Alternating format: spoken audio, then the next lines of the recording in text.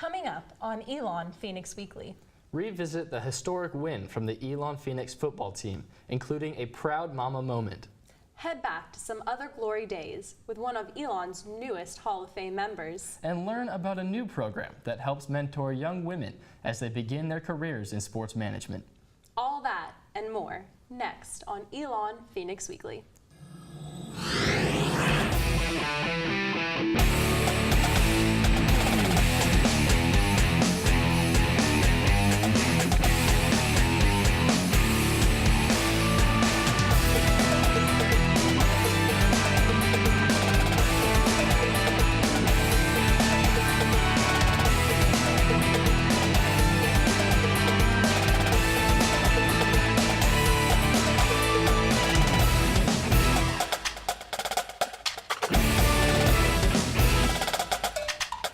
Good morning, and welcome to Elon Phoenix Weekly.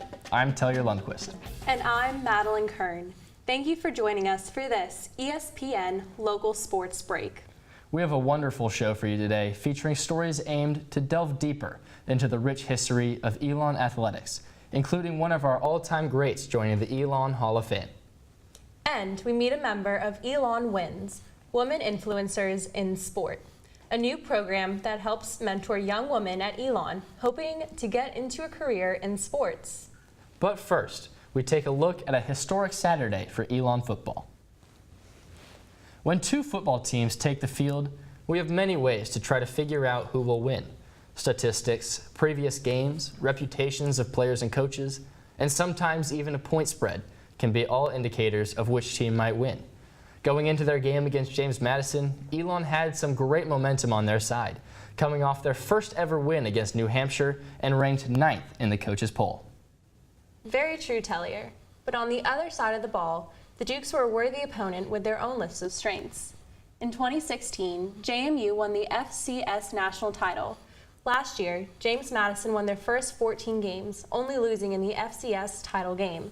They entered the game versus Elon, riding a 20-game CAA winning streak and a 19-game home winning streak that dated back to 2015. Let's head to Harrisonburg.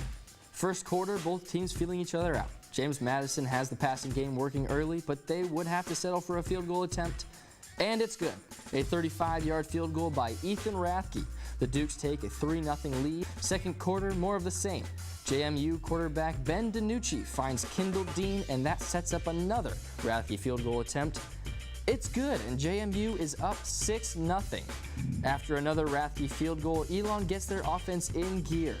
Davis Cheek connects with Corey Joyner for a 51-yard gain to the JMU 24-yard line. Next play, Cheek finds Matt Foster, this time for 23 yards, and Elon has first and goal on the 1-yard line. Now Elon looks to pound it, and they do. Deshaun McNair, 1-yard run, and Elon pulls to within 2. A 3-play, 75-yard drive. And that's how we would end the first half. James Madison 9, Elon 7. Third quarter, Elon goes 62 yards on a 10-play drive to open the second half. Skylar Davis is good from 30 yards, and Elon has their first lead of the day, 10-9. Next possession, Ethan Rathke has his fourth field goal of the day, and the Dukes are back on top 12-10. We move to the fourth quarter, Elon with a 1-point lead, facing 2nd and 8 from their own 41-yard line. And Malcolm Summers does the rest. 59-yard touchdown run, and Elon goes up 20-12. James Madison's next possession, the number 2 team in the country, has some fuel left in the tank. A 47-yard pass from DiNucci to Riley Stapleton down to the 6-yard line. Next play, Trey Sharp takes the pitch, cuts it back, and he's in for the score. JMU is within 2. James Madison gets the ball back, and DiNucci making some great throws. He finds Kendall Dean for 39 yards. 2 plays later, DiNucci hits Riley Stevenson, touchdown JMU, and they take a 24-20 lead with just under 8 minutes left in the fourth quarter. After an Elon punt, the Elon defense makes a crucial play. Elon's Greg Liggs recovers, and Elon takes over with just over 2 minutes to play. Cheek has the Phoenix on the move. His pass deflects off Joyner into the hands of Deshaun McNair. Echoes of the immaculate reception. Magic is in the air for the Phoenix as they try to pull off this epic upset. Next play, Cheek finds Avery Jones for the touchdown! Elon leads 27-24, just over a minute to play. So James Madison looking for at least a field goal to tie the game, but Connor Christensen makes his mama proud and comes up with the interception. You better believe it, folks. And that seals it. Elon wins 27-24, a huge win for Kurt Signetti and the Phoenix. An amazing win for the Phoenix. And the odds makers did not think this was a likely outcome. Only 2 other teams have won despite being underdogs.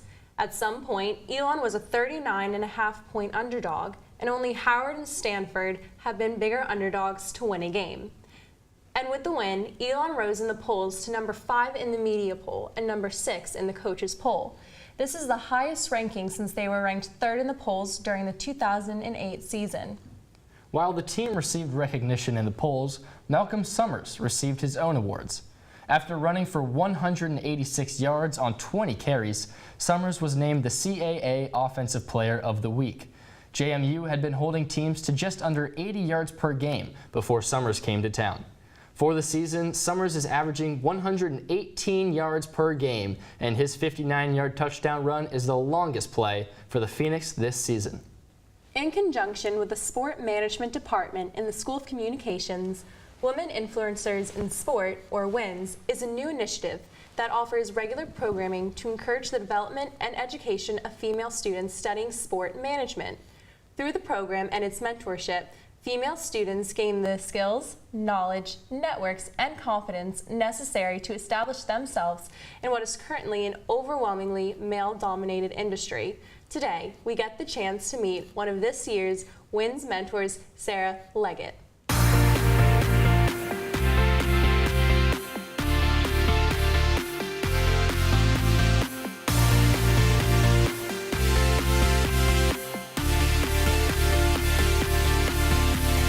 I currently work at Duke University and I am an assistant sports information director, and basically what that is we are the liaison between the media and our student athletes and coaches. We also do all of the information that's posted on goduke.com for our specific sports. In some cases, older people in the industry could be somewhat set in their ways, and in general, in the past, it has been very much a male-dominated field. But I think even in the short time that I've been in the industry, I've seen it change a lot. I think it's important for young women that are looking to get into the sports industry to have the mentor-mentee relationship, because it's exciting to be able to look up to someone and kind of know somebody who's already in the industry that can help you down the road. When I was at Elon, I remember having some mentors that I looked up to and some women that worked in the athletic communications office that when I was a student. So it was really awesome and inspiring to see them succeed, and really pushed me and motivated me to do that as well. I think some advice that I would have for young women looking to get into sports is to volunteer and do internships. That's one thing that I did here at Elon. It was a requirement for me, obviously, but it was such a valuable experience that I thoroughly enjoyed, and honestly I wish I had done more than one internship while I was here. So I think that getting your foot in the door is so important. When I was at Old Dominion University, when I was an intern, I got to work not only in sports information but also in ticketing and graphic design and community relations. So when I was at Elon, it really helped me kind of hone in my focus and decide exactly what I did want to do moving forward. If I was still in school, I think I would do more internships. Put myself out there more. When I was at Elon, I was really shy for my first couple years. So I think hopefully if I could go back in time, I would want to put myself out there more and be more into networking and getting my name out there and reaching out to people in the industry just to put my name on the map, basically.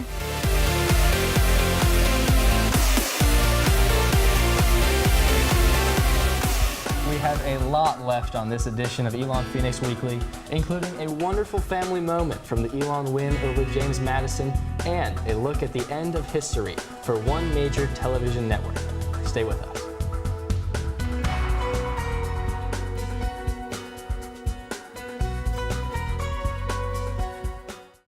Matt's going to do it. This is the perfect way to go out. Going back to the NCAA tournament. We deserve this. We worked so hard. I don't want to leave this golf course not a CAA champion.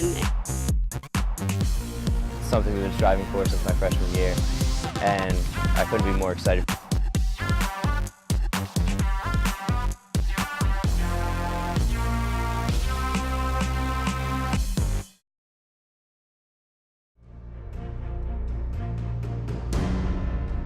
We grind early in the morning and in the heat of the day. We have the work ethic. Every day, we set our sights higher, staying focused on what's next. We have the momentum. Together, we are on the rise.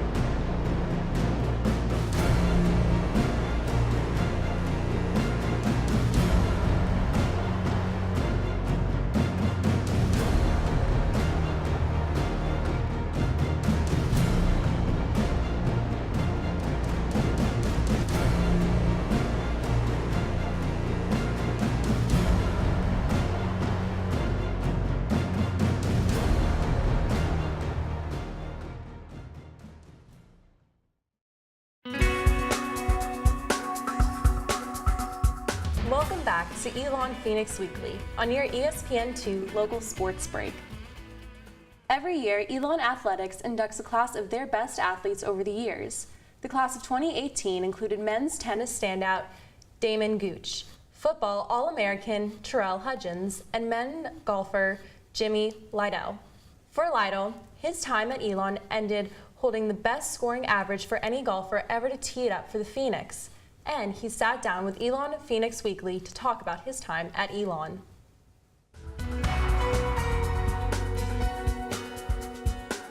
At one time we were driving in the Ocala National Forest and we were all kind of sleeping. It was mid-morning and we heard a big thump, and then we wake up, coach pulls to the side and then doesn't say anything, goes back on the road. He's got his Oakleys on, not saying a word. And somebody says after a minute, "What was that?" And he said, "It was a bear." Just matter of fact. And that, and on the golf course, my last tournament, senior year, we were at the regionals out in Washington State. It was just me and Morningstar. And my last hole, it was going to be my last round. I was in position starting the day to advance to the NCAA finals. Just had a bad day. And it was my last hole. I was mad. I was gonna make it happen in the last hole. So we get to this shot, my second shot on the hole, and at the top of my swing, the head of the club fell off. And I swung through, I had nothing but the shaft, in my hand. The club head was down the fairway. I just look at Morningstar and he goes, and it was just his little whistle that he does, it was hysterical. I graduated in May 2008, I think August 2008, I turned professional. I've been playing ever since. I guess it makes you a little bit more worldly. You're at a place where you're not from, or people that aren't from where you are from.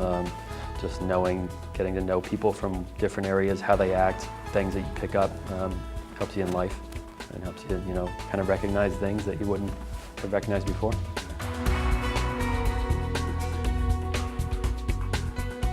Lidell was the first Elon golfer to qualify for an NCAA West Regional, and he was twice recognized as a golfer of the week and also 2 times as the golfer of the month for the Southern Conference. Lidell graduated Elon in 2008. From Hall of Fame Elon athletes, we shift our focus to Hall of Fame boxers and the TV network that made them famous. Emmanuel Taube tells us about the end of an era in televised professional boxing. After 45 years and more than 1,000 fights, HBO is hanging up its gloves in professional boxing. This is a huge blow to boxing fans because many of them associate the sport with the network that brought them so many great memories. Nobody can forget Mike Tyson's Judgment Day beatdown of Trevor Berbick to become the youngest heavyweight champion in history. Or, if you're like me and you were born after the majority of Tyson's 16 HBO headlines, then you remember the infamously disappointing fight of the century between Floyd Mayweather and Manny Pacquiao. Although this is the end of an era, this transition could be great for both parties. Now for HBO, it allows them to shift away from the live programming and focus more on storytelling with successful television shows like Game of Thrones or the Andre the Giant documentary. For boxing, This could be great because it gives them the opportunity to receive something that it desperately needs: exposure. Recently, Matchroom Boxing signed a $1 billion deal with DAZN to televise fights over the next 8 years. DAZN is a new digital streaming service that costs $9.99 a month and hosted the undisputed heavyweight championship bout between Anthony Joshua and Alexander Povetkin last month. We also have Fox Sports step into the ring with a new 4-year deal with Premier Boxing Champions, ESPN Plus emerging with 12 exclusive primetime events scheduled, and heavyweight programmer Showtime promising to commit to a more robust boxing schedule in 2019. There's plenty of talented and entertaining boxers out there, but people just need to be exposed to them. Nowadays, with so many different sports and platforms to watch them, boxing needs to drastically increase its exposure year-round in order to avoid becoming irrelevant. Take football. We're exposed to college football on Saturday, the NFL on Sunday, Monday Night Football, and Thursday Night Football. There's also a plethora of different platforms to watch it, including CBS, the NFL Red Zone channel, and college football on Hulu. When the season is over, we have great programs like Hard Knocks that keep our attention on the sport all year. Although the sport has struggled in recent years, the Canelo Alvarez versus GGG bout had 1.1 million pay-per-view buys and still managed to make $121 million in revenue. There are still fans who want to watch boxing and money that can be made from them. The question is, will the sport be able to hit them before it's lights out forever? I'm leaving the room now to Emmanuel Tobe. Thanks, Emmanuel. HBO will televise its last fight on October 27, 2018, ending 43 years of televising boxing. We have plenty of television to show you. When we return, a new episode of The Spark, taking you behind the scenes of the early part of the football season. And we show you a wonderful moment for a proud Elon parent when Elon Phoenix Weekly returns.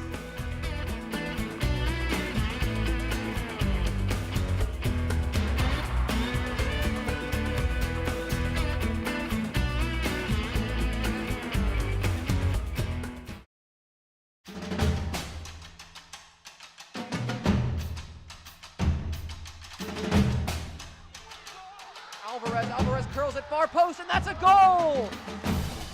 Swing and a miss. And gets the stop. So Jones has it knocked down by Klein. For someone, Sebring takes a deep three!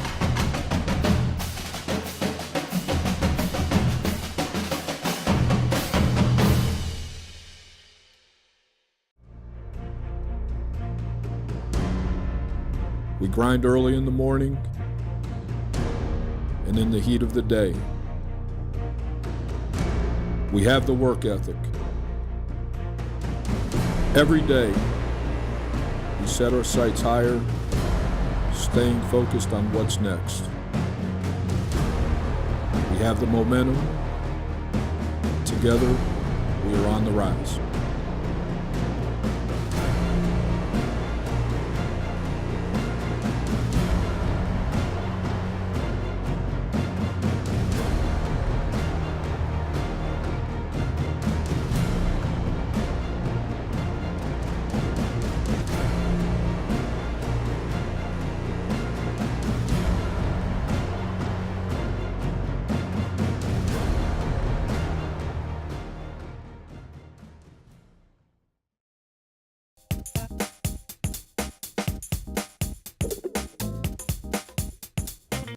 Elon Phoenix Weekly is made possible by the students of the School of Communications in association with the dedicated coaches, athletes, and staff of Elon Athletics. In the 1970s, the Pittsburgh Pirates had great success on the field. Their theme song, We Are Family by Sister Sledge. The good vibes of the team, the coaches, and fans culminated in a World Series championship in 1979. For Elon football, the season is shaping up as a magical run in the CAA and hopefully in the playoffs. What's the big theme for the Phoenix this year? Family. We take a look on the first episode of The Spark this year. It takes a lot of mental strength to come back from an injury like a hamstring injury. So starting out, I got hurt with William & Mary. Probably less than 2 weeks later, I had surgery. And I actually walked out of surgery, which a lot of people don't walk out of surgery, and they didn't want me to. They were telling me sit down in the wheelchair and everything, but it's something about me wanting to walk out that helped me, mentally start preparing. All right, now it's time to get right, get back into it.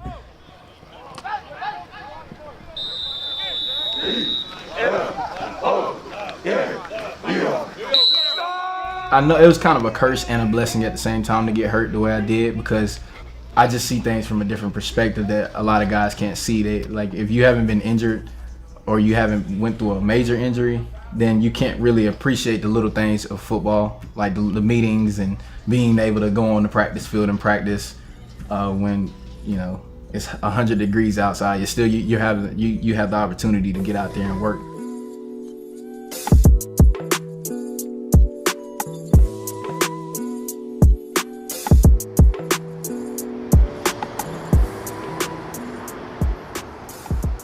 There's always value in these FBS games. The kids get excited about it. The staff's excited about it. You get to play in an NFL stadium, against a top 20 football team. And for a lot of our kids, maybe they weren't recruited by some of these FBS teams. So, we got a little chip on our shoulder and gives us a chance to go out and play. And, in these games, you kind of got nothing to lose. You want to go out and play your best football. You got to play relentless. You got to play football today. That means you got to be able to get off blocks. It means you got to tackle. It means we got to pursue. All right, and we got to do it one snap at a time.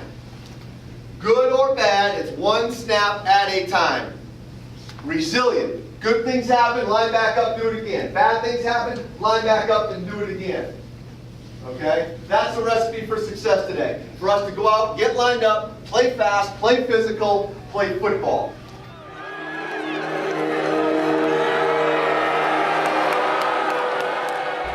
It was definitely beneficial to play USF because I was able to knock the rust off, me personally, because it was my first time back on the field, first time, live in action. I was able to see a couple things, slow things down, get back into it.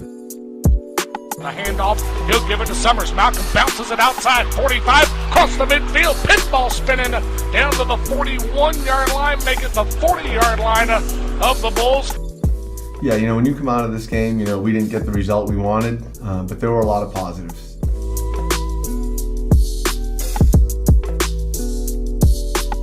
The way we played in the second half, coming out defensively, forcing a 16-play drive, making them earn it, and then following that up with 3 straight punts, forcing them to punt 3 drives in a row. We can build off of that.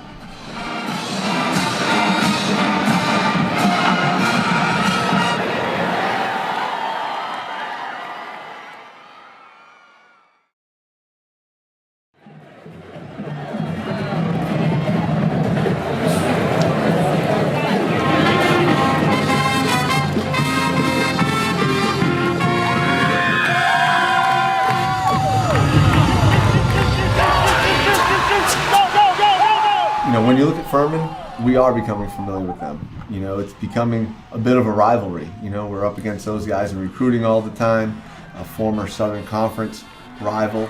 It's important that we go out and we play well. It's gonna be you! Is it gonna be you? Oh no! Who's it gonna be?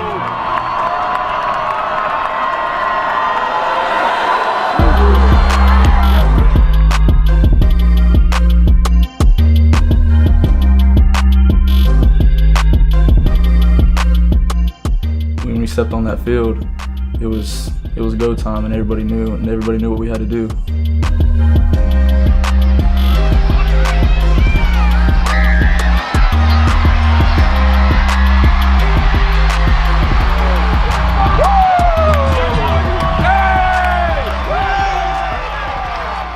It honestly happened so fast.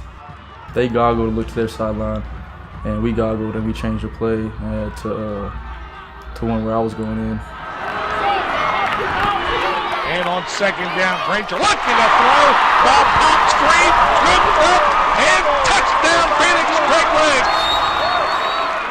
I just executed and played fast, and then the outcome was the outcome, and we celebrated after. It was awesome. Elon got through on the offensive line of the Paladins, knocked it free. Coach Trish was harping on us, and you could tell that there was some pressure. So we just wanted to go out and play and show that we belong here.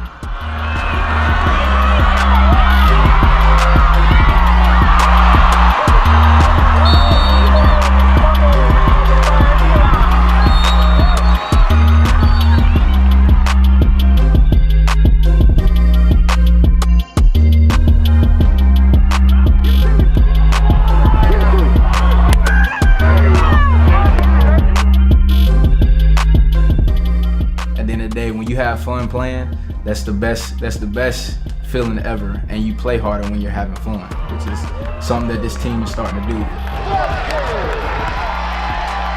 Everybody was smiling the whole time.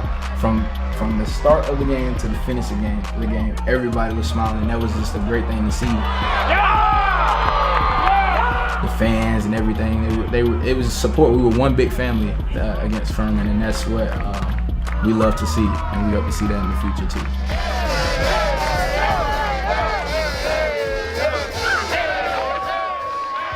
The thing we gotta understand is we got a chance to be pretty good if we do the right things.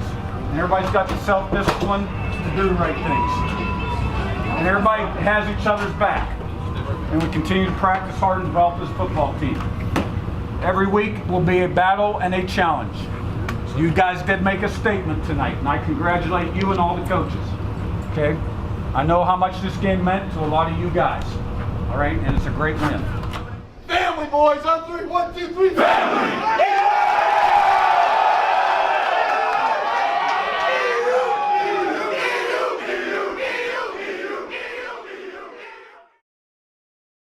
Everybody wants to be like somebody else. Everybody wants to look for an external thing to help them be the best person that they can be.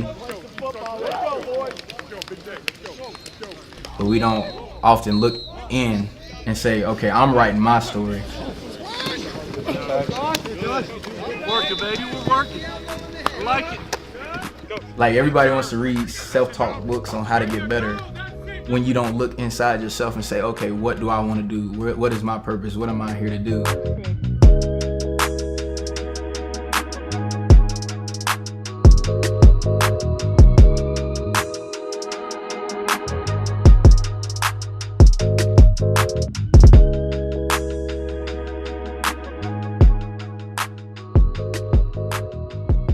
Continuing the theme of family, at the end of the game, with James Madison driving for the tying or potentially game-winning score, the defense rose to the occasion with a huge interception. Connor Christensen pulled in the interception that sealed the victory, and one of the proudest fans, take a look. Out of 10, and that stops the clock. The Dukes come back down. Of course, you can also clock it. Danucci, a lot of time, and it is picked off. Is that Connor? Yes. The interception by the Phoenix.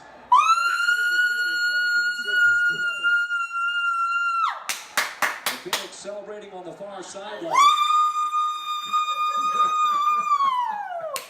And the Dukes projected coming off the sideline. Connor Christensen, as makes the pick. Big surprised here. Danucci obviously trying to force something right out of time. Connor Christensen with a relatively easy pick. Wow, that's one proud mama. Yeah, and that just goes to show that moms are the only people capable of sustaining that high pitch for that long. Oh yeah, if my mom saw me like that, go wild. Oh, my mom would be all over it. Yeah. If you missed anything or want to watch it again, like seeing the excited mother, be sure to check us out on YouTube at youtube.com/Elon Phoenix Weekly. You can also catch us on Spectrum Cable to watch us on demand. Head to elonphoenix.com to learn more about upcoming games and exciting successes for Elon Athletics. And don't forget to tune in next time when we return for another exciting edition of Elon Phoenix Weekly. On behalf of our producers and crew here at the show, we hope you have a great weekend. For Elon Phoenix Weekly, I'm Taylor Lundquist. And I'm Madeline Kern. Live the maroon life. Go Phoenix.